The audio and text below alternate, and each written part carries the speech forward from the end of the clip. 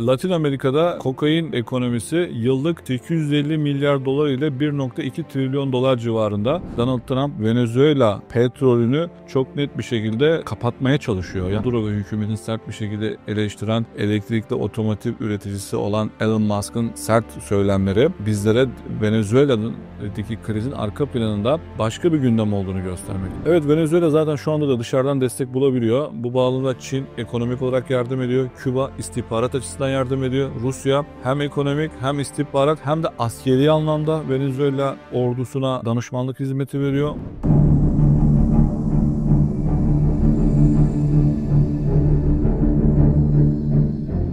Değerli GZT izleyicileri, ekranlarımıza hoş geldiniz. Bugün konuğum gazeteci yazar Hüsamettin Aslan. Hoş geldiniz hocam. Hoş bulduk.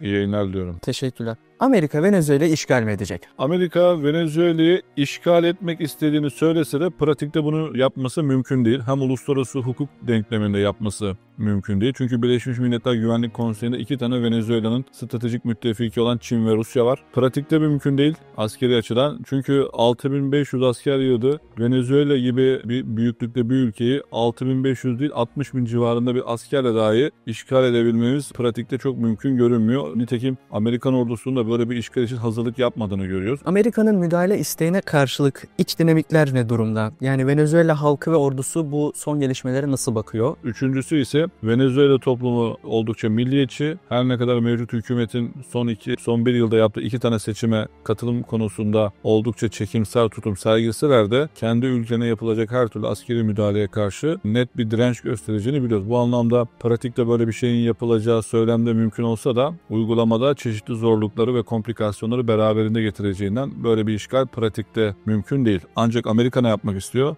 Kimilerine göre gambit diplomasi, yani silahlı diplomasi, kimilerine göre ise zoraki diplomasi dediğimiz masada bazı şartları kabul ettirebilmek için silah, araç ve gereçler yoluyla Venezuela hükümetini masada şartını kabul ettirmeye zorluyor. Mevcut durumun genel çerçevesi bu şekilde değerlendirebiliriz. Hocam peki Donald Trump'ın Venezuela'ya olan ilgisinin sebebi ne? Donald Trump'ın Venezuela'ya olan ilgisinin bir ekonomik boyutu var, 2 Amerikan iç siyaseti boyutu var, üçüncüsü ise bölgesel denklem açısından uyuşturucu ile ilgili temel bir arka planda gizli bir gündemi olduğunu görüyoruz. Ekonomik boyutu Venezuela'da biliyorsunuz en çok görünen ve ülkenin dünyada ilgisini küresel bir aktör olmasını sağlayan en önemli unsur 303 milyar varilden fazla petrol rezervine sahip olmasından kaynaklanıyor. Donald Trump'ın Venezuela olan ilgisinin ekonomik açıdan arka planında ülkenin sahip olmuş olduğu petrol rezervler, ama arka plandaki ikinci gündemi ise Venezuela'nın nikel rezervlerinden kaynaklanmakta. Biliyorsunuz Ukrayna-Rusya savaşından kaynaklı olarak petrol fiyatları bir dönem çok yükselmişti. Daha sonra tansiyonun düşmesiyle birlikte şu anda 67-65 dolar civarında. İran-İsrail arasındaki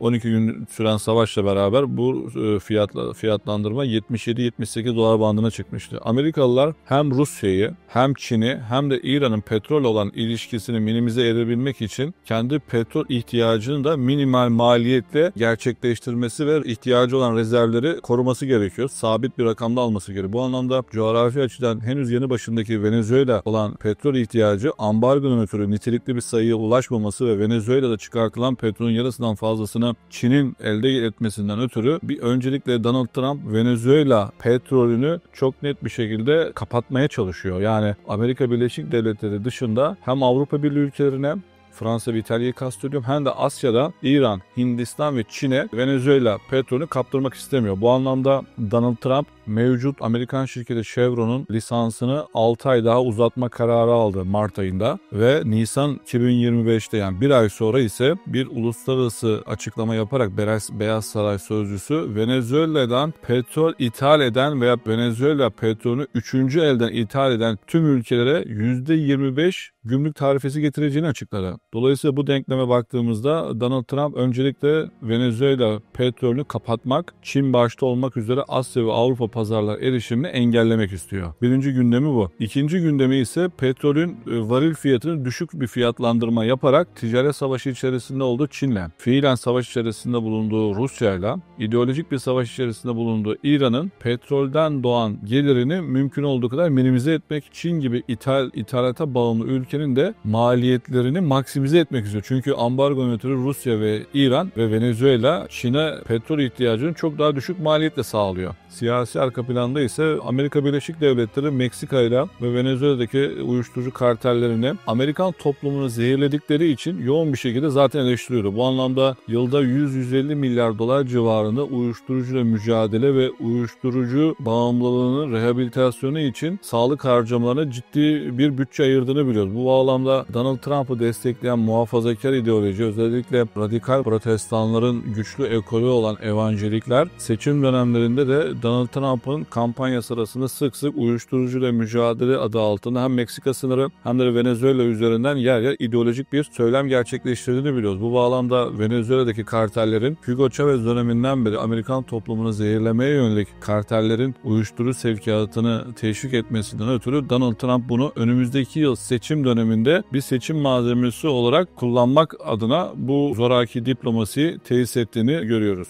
Çünkü Amerika'da da ara seçimler var. Evet, Amerika'da da ara seçimler söz konusu. Dolayısıyla Donald Trump kendi taraftarlarına seçim kampanyasında vermiş olduğu sözleri yerine getirdiğini deklar etmek için bu krizi fırsata çeviriyor. Üçüncü konu ise son olarak perde arkasındaki konu. Dünyada biliyorsunuz 20. yüzyılda petrol ve doğalgaz en önemli savaş argümanlarından biriydi. Amerika Birleşik Devletleri ya da batıda herhangi bir ülkenin iç işlerine karıştığı zaman hemen arkasından petrol ve doğalgaz rezervlerine sahip olmakla ilgili perde arkasında ekonomik ve jeostratejik hedeflerle açıklar. Dünyada petrolün yerini alan 4 tane önemli ham madde kaynağı bugün devletlerin, özellikle Amerika ve Çin'in rekabet konularından biri oldu. Neydi bu? 21. yüzyılda petrolle çalışan, 21. yüzyılda benzinle çalışan otomotivlerin yerini alan elektrikli otomotivler bugün dünyadaki 2 tane mega gücün rekabet, hatta ya çatışma alanlarından birinin haline geldiğini görüyoruz. Bu bağlamda elektrikli otomotivlerin ve de elektrikli araç gereçlerin temel bileşenleri olan bakır ve bu araçların çalışmasını sağlayan pil ve aküleri bir araya getiren önemli ham madde bileşenleri olan lityum, nikel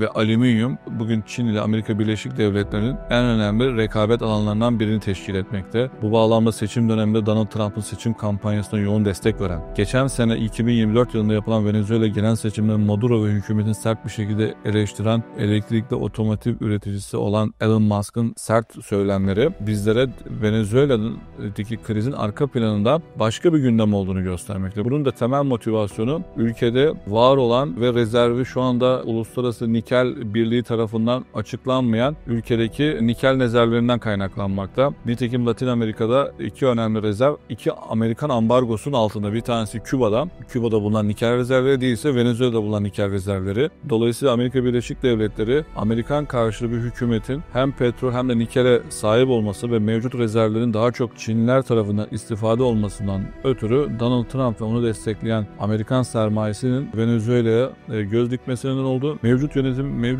de bir an önce görevden alınmasını elzem kılmış durumda. Hocam peki kronolojiyi takip ederek sormak istiyorum sıradaki soruyu. Dediniz ki Chevron'a izin verildi. Evet. Akabinde Trump açıklama yaptı. Evet. Ama bundan yaklaşık 3 ay önce de Steve Witkoff görüşmeye gitti. Evet. Peki bu kriz neden şimdi ortaya çıktı? Neden şimdi hortladı? Evet, krizin aslında geri sürecine baktığımızda Mart 2025'te Donald Trump Amerikalı petrol şirketi Chevron'a Venezuela'da petrol çıkarma lisansını verdi Mart 2025'te. Nisan 2025'te Venezuela'dan petrol ithal edilecek olan Asya ve Avrupa ülkeleri, Avrupa'da Fransa ve İtalya, Asya'da Çin, Hindistan ve İran'ın olası Venezuela'dan petrol ithal etme durumunda %25 gibi bir gümrük vergisiyle karşı karşıya kalacağını ilan etti Beyaz Saray sözcüsü. Nisan ayında gerçekleşen bu tarifeden hemen bir ay sonra Donald Trump'ın danışmanı, aynı zamanda milyarder bir emlak girişimcisi olan Witkoff, Maduro'yu Caracas'ta ziyaret etti. Maduro'yu Caracas'ta ziyaret etmesi dünya medyası tarafından artık Caracas hükümeti, yani Maduro'nun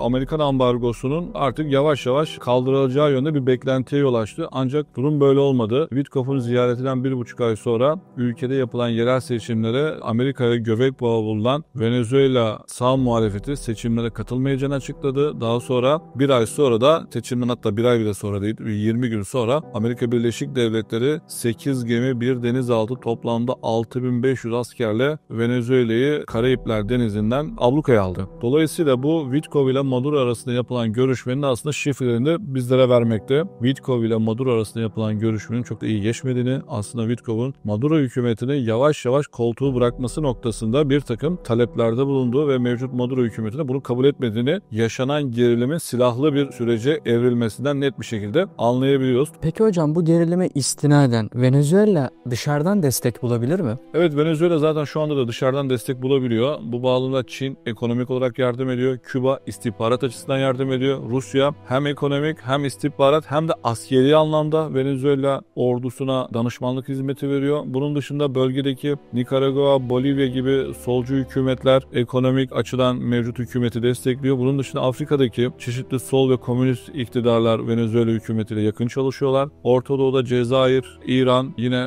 Maduro hükümetiyle yakın çalışan ülkeler. Yine bu bağlamda ülkemizin de ticari menfaatlerinden ötürü Türkiye'nin de Venezuela'da Maduro hükümetini desteklediğini biliyoruz. Sizce bir rejim değişimi mümkün olabilir mi? Rejim değişimi teoride mümkün olsa da pratikte Venezuela'da mümkün değil. Zira Venezuela'da sivil bürokrasi büyük oranda askerlerin elinde olduğunu görüyoruz. Ülkedeki valiler, belediye başkanları, limanlar, havalimanları işletmeleri, onun dışında kamu şirketlerinin büyük bir kısmının yöneticilerinin ya muazzaf ya da eski emekli askerler olduğunu görüyoruz. Bu bağlamda Maduro hükümeti gitse bile ülkede rejimi değiştirmek mümkün değil. Çünkü ülkedeki silahlı tek yapı yine aski Venezuela ordusu. Bu bağlamda sivil kadroları büyük oranda domine ettiğini düşündüğümüzde Amerikalılar istediği kadar Maduro'dan kurtulmaya çalışırsa çalışsın rejimi değiştirmek pratikte çok mümkün değil. Bu da ülkedeki silahlı tek yapının ordunun elinde olması. Amerikalılar yönetimi değiştirse bile mevcut yönetimi koruyacak yine silahlı bir olguya ihtiyacı var. Bunu da ülkede tesis edebilecek tek profesyonel eğitimli yapı Venezuela silahlı kuvvetleri olduğunu görüyoruz. Bu bağlamda rejimi değiştirmek çok mümkün olmamakla birlikte mevcut hükümeti değiştirmek söz konusu olsa bile onu korumak yine silahlı kuvvetlerin uhdesinde olacağından ülkede rejim değişikliği çok kuvvetli bir seçenek olarak masada durmuyor. Hocam, senaryolaştırarak sormak istiyorum. Diyelim ki Venezuela'ya fiili müdahale başladı. Evet. Fiili müdahale edilecek. Evet. Böyle bir durum yaşanırsa bu dünyanın kalanını nasıl etkiler? Ya öncelikle çok güncel ve en güçlü senaryoyu sordunuz. Venezuela'ya Amerika Birleşik Devletleri'nin ablukadan mütevellit birkaç tane saldırıda bulunması yüksek olası olarak duruyor. Ben de açıkçası bu beklenti içerisindeyim ama bu ülkede yıkıcı bir işgali gerçekleştiğini çok ummuyorum. Çünkü Venezuela büyük bir coğrafya. Deniz ablukasıyla da Venezuela'da istediğinizi yaparak rejim değişikliğine gitmek çok büyük bir seçenek değil. Ancak ülkenin kaynaklarını, ülkenin işte sivil oluşumlarını, işte ülkedeki karargah binaları, hükümet başkanlık saraylarını filan deniz ablukasındaki gücünüzle pekala zarar verebilirsiniz. Ama bu bir rejim değişikliğine gideceği garantisini vermez. Ama bu ülkede büyük bir yıkımı beraberinde getirir. Son kertede şunu söyleyebiliriz. Venezuela'nın Suriyeleşmesi noktasında Amerikalılar önemli ve yıkıcı bir atmış olur. Bu da hem Venezuela'da büyük bir yıkımı getirir hem de bu yıkımın bölge ülkelerine yayılmasına olur. Zira Venezuela'da 30 milyondan fazla insan yaşıyor. 7 milyon insan bölge ülkelerine göç etmesinden ötürü komşu ülkelerde çok ciddi sosyolojik ve ekonomik huzursuzluklar baş gösterdi. Sadece Kolombiya'da 2 milyondan fazla Venezuela'da yaşıyor. Onun komşusu Ekvator'da 1 milyondan fazla Venezuela'da yaşıyor. Yine güneyinde Brezilya'da 1 milyondan fazla Venezuela'nın göç ettiğini görüyoruz. Dolayısıyla 10 milyonlarca Venezuela'nın bölge ülkelerine bu huzursuzluğu taşıması Amerika Birleşik Devletleri'nin Orta Doğu'da Suriye'den sonra Latin Amerika'da da ikinci bir Suriye cephesini açtığını ve bu sorunun bütün bölge ülkelerine transfer edilmesine neden olacaktır. Dolayısıyla ülkede deniz ablukasıyla bir işgal gerçekleştirmek çok gerçekçi değil. Trump neden kartellere savaş açtı bu kadar büyük boyutta? Evet, Trump'ın kartellere savaş açmasının birinci nedeni iç siyasetteki kendisini destekleyen dinamiklerden kaynaklanıyor. Çünkü Trump'ın kendisini destekleyen en büyük sosyoloji Protestan ve dindar kitle olan evangelikler olduğunu görüyoruz. Evangeliklerin bakış açısına göre uyuşturucu kullananlar toplumun huzursuzluğun temel aktörü. Dolayısıyla uyuşturucu kullanan insanlar diğer masum insanlara da kötü emsal teşkil ediyor. Bu toplumun huzurunu da bozuyor. Aileler için, kişiler için büyük bir tehdit. Dolayısıyla uyuşturucuyla mücadele etmek hem ulvi hem de manevi alemde ulvi bir mücadele, kutsal bir mücadele oluyor. Birinci neden toplumsal ve sosyolojik anlamda kendisini destekleyen kitlere siyasi anlamda bir katkıda bulunmak. İkincisi ise Amerika Birleşik Devletleri'ne Meksika başta olmak üzere Latin Amerika'nın çeşitli ülkelerinden deniz ve karayoluyla uyuşturucu girişi yapılmakta. Amerika Birleşik Devletleri her yıl yüz milyarlarca dolar parayı uyuşturucuyla mücadele ve uyuşturucu bağımlılarını topluma sağlıklı bireyler olarak dönmesi için sağlık ve psikoloji kuruluşlarına yatırım yaparak geri dönüşüm elde etmenin peşinde, ama ülkedeki asayiş olayları, ekonomik yıkımı göz önüne aldığımızda çok başarılı olduğunu söyleyemiyoruz. Donald Trump Venezuela'ya deniz ablukası kurmadan bir ay önce 25 bin Amerikan askeri Meksika sınırına konuşlandırdı ve Meksika devletini tehdit etti. Eğer sınıra asker yığmayarak uyuşturucu çeteleriyle mücadele etmezseniz bunun Meksika'ya da ağır sonuçları olacağına dair ağır söylemlerde bulundu ve Meksika Cumhurbaşkanı da 10 bin Meksikalı askeri Amerikan sınırına girdi. Bu gelişmeden hemen bir ay sonra Venezuela ablukası dünya gündemine geldi. Dolayısıyla Donald Trump uyuşturucu çeteleriyle mücadeleyi kendi iç siyaseti açısından yapsa da işin bir de narkotik boyutu söz konusu. Zira ne Venezuela'da ne de Meksika'da büyük bir kokain ve uyuşturucu üretim alanı söz konusu değil. Uyuşturucu büyük oranda Latin Amerika'da, Kolombiya'da üretilir. Ekvator ve Venezuela yeni rotalar, yeni lojistik rotaları, büyük oranda Kolombiyalı karteller Meksikalı kartellerle ortak çalışır. Çünkü lojistiği Meksikalı karteller Amerika'nın sınır komşusu olduğu için yapar ve bunlar bir kısmı Florida'da, Miami'ye gider. Bir kısmı da doğudaki Kaliforniya, işte Los Angeles merkezlerinden Amerikan iç piyasasına sokulurdu. Ancak lojistikteki artan maliyetler, Amerikan sınır devriyelerinin sayısının artması ve uyuşturucuyla mücadele konusunda Meksika sınırının her geçen gün şartlarının zorlaşmasından ötürü Kolombiyalı üreticiler Ekvatorlu ve Venezuelalı ortakları yeni lojistik rotaları oluşturması için tercih etti. Çünkü Kolombiya'da da Kolombiya devleti FARC, ELN gibi iki tane önemli paramiliter unsurla barış görüşmeleri yaptı. Bu üretim aksında da çeşitli zorlanmaları beraberinde getirdi. Dolayısıyla Kolombiya'dan uyuşturucu Meksika'ya aksettirmek zor oldu. Bu bağlamda Kolombiya'nın komşu ülkeleri lojistik hattı için kullandı. Ekvator büyük oranda Amerika'da San Francisco, işte Los Angeles dediğimiz o Kaliforniya eyaletinin uyuşturucu ihtiyaçlarını doğudan karşılarken Venezuela batı sahillerine lojistik rotasının önemli bir hat haline getirdi. Bu aynı zamanda Meksikalı kartellerin de işsiz kalmasına neden olan bir durumdu. Dolayısıyla Venezuela'ya yönelik Amerikan ablukasını en fazla destekleyen Meksikalı uyuşturucu kartelleri. Bu bağlamda Kolombiyalı karteller de bu konuda çok ciddi rahatsızlar. Ancak Amerika Birleşik Devletleri uyuşturucuyla mücadele adı altında aslında yeni kartellerin suç rotalarını şekillendirmekte. Çünkü Venezuela'lı karteller iki rotayla Amerika Birleşik Devletleri'ne uyuşturucu aksettirmekte. Bir tanesi sürat motorlarıyla, diğeri ise denizde iniş kabiliyeti olan yerel küçük uçaklarla yapmakta. Ve Amerika Birleşik Devletleri'ne tek bir seferde değil, Karayipler'de küçük adaları adeta bir durak gibi kullanarak bunları taşıdığı için Venezuela uyuşturucu rotası bu anlamda Kolombiyalı üreticiler için daha güvenli. Çünkü Kolombiya'dan direkt nakletmek kendi içinde bazı riskleri barındırmakta. İşte Venezuela'da uyuşturucu kartelleri yılda 15 ile 20 milyar dolar civarında sadece uyuşturucuyu lojistik anlamda desteklediği için ciddi bir makro girdi elde etmekte. Bu rakam Venezuela bütçesinin %20'sine tekabül etmekte. Dolayısıyla Venezuela'da askerlerin de özellikle limanları, havalimanlarını ve Kolombiya sınırını kontrol ettiğini düşündüğümüzde buradaki karteller Kolombiyalı karteller için önemli bir lojistik ortağı olmakla birlikte hem Amerika için hem de Meksikalı karteller için de çok ciddi ve yıkıcı bir rakip haline gelebilmekte. Dolayısıyla Venezuela hem Amerika Birleşik Devletleri'nin deniz yoluyla hem hava yoluyla uyuşturucunun girdisini sağlarken bunun dışında Avrupa'nın ve Körfez'in de uyuşturucu talebinin Venezuela'dan sağlanan lojistikle gerçekleştiğini düşündüğümüzde Venezuela'da uyuşturucunun lojistiğini sağlayan karteller bu anlamda Kolombiyalı üreticiler için vazgeçilmez olduğu gibi Meksikalı karteller için de yıkıcı ve önemli bir rakip haline gelebilmekte. Amerika Birleşik Devletleri'nin bahsetmiş olduğu Cartel de Los, yani Güneşler Karteli, Aslında Maduro hükümetini Donald Trump hedef haline getirmiş olsa da aslında Maduro hükümetinin bu kartellerle direkt bir bağlantısı söz konusu değil. Latin Amerika'da kokain ekonomisi yıllık 850 milyar dolar ile 1,2 trilyon dolar civarında. Rakamın bu kadar yüksek ve birbiri arasında uçurum olması sektörün hem yasa dışı olması hem de herhangi bir denetime ve kontrol edilebilirliğe müsait olmamasından kaynaklanmaktadır. Değerli GZT izleyicilerimiz, programımızı tamamladık. Gazeteci yazar Hüsamettin Aslan'la Venezuela ve Amerika arasındaki gerginliği ve bu gerginliğin sebeplerine ele alan geniş çaplı bir söyleşi yaptık. Hocam çok teşekkür ederim. Ben teşekkür ederim. Sonraki içeriklerde görüşmek üzere. Hoşça kalın.